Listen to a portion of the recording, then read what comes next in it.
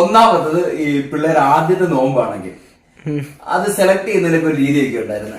ആദ്യത്തെ നോമ്പ് എന്ന് പറയുമ്പോൾ നോമ്പ് പിടിക്കാൻ പോകുമ്പോൾ ഭയങ്കര ആവേശമായിരിക്കും. കൂട്ടുകാരുടെ മുന്നിലൊക്കെ ഞാൻ നോമ്പ് എടുത്തു, ഞാൻ 5 എണ്ണം എടുത്തു, നീ 6 എടുത്തു എന്നൊക്കെ പറഞ്ഞ് തർക്കിക്കാനും എണ്ണം കൂടുതൽ പിടിച്ചതിന് ശക്തി കാണിക്കാനും ഒക്കെ ഉണ്ട്. അതുകൂടാതെ നോമ്പ് സെലക്ട് ചെയ്തത് ഈ ചിലപ്പോൾ തലനോമ്പ് എന്ന് പറയുന്നത് നമ്മൾ റമദാൻ മാസത്തിൽ ആദ്യത്തെ നോമ്പില്ലേ, ഒന്നുകിൽ ആദ്യത്തെ നോമ്പ്, ഇനി അതല്ലെങ്കിൽ ഈ വിശേഷപ്പെട്ട ദിവസങ്ങളുണ്ട്. ബദർ യുദ്ധത്തിന്റെ ദിവസം 17-ാം രാവ്, അല്ലെങ്കിൽ നമ്മൾ 1000 രാത്രികൾ 1000 ദിവസങ്ങളെക്കാൾ ശ്രേഷ്ഠമായ ലൈലത്തുൽ ഖദറിന്റെ രാവ് 27-ാം രാവ്, ആ ദിവസം, അങ്ങനെയൊക്കെയുള്ള ചില നോമ്പുകളൊക്കെയാണ് പൊതുവെ ആദ്യത്തെ നോമ്പിൽ സെലക്ട് ചെയ്യാറ്. ഇപ്പൊ നമുക്ക് അങ്ങനെയൊന്നും ഇല്ല. ഇന്ന് നിബിഷാൻ സ്കൂളിൽ പോകുന്നുണ്ടായിരുന്ന അവധിയായിരുന്നുകൊണ്ട് ഇന്ന് നിബിഷാൻ ആദ്യം നോമ്പെടുത്തേ ഉള്ളൂ.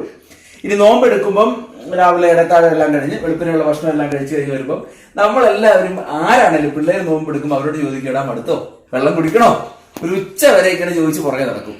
ഉച്ചയാകുമ്പോഴത്തേനിടയ്ക്ക് ഉച്ചയ്ക്ക് മുമ്പ് എങ്ങാനും ക്ഷീണമാണെന്ന് പറഞ്ഞാൽ പൊതുവെ വീട്ടുകാർ ചെയ്യുന്ന എന്തെങ്കിലുമൊക്കെ കൊടുത്ത് അവന്റെ നോമ്പ് പിടിക്കും. എന്നാൽ ഉച്ച കഴിഞ്ഞിട്ടാണെങ്കിലോ രാവിലെ മുതൽ ഒരു 2 മണി വരെയൊക്കെ എന്താണെങ്കിലും പട്ടിണിയൊക്കെ ഇരുന്നു.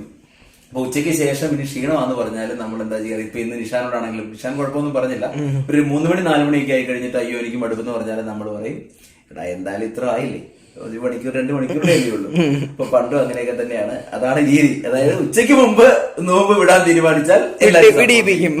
ഉച്ചയ്ക്ക് ശേഷമാണെങ്കിൽ ഒരു മനുഷ്യനും പിന്നെ ആദ്യമായിട്ട് നോമ്പ് പിടിക്കുന്ന ദിവസം പൊതുവെ നമ്മളൊരു കൊച്ചു പിള്ളേരായിരിക്കുമ്പോൾ നോമ്പ് പിടിക്കുന്ന ദിവസം വീട്ടിൽ അടിപൊളിയായിരിക്കും. നമുക്ക് എല്ലാ പരിഗണനയും കിട്ടും. സ്പെഷ്യൽ ആയിട്ടുള്ള സാധനങ്ങളെല്ലാം തരും. നമ്മൾ പിന്നെ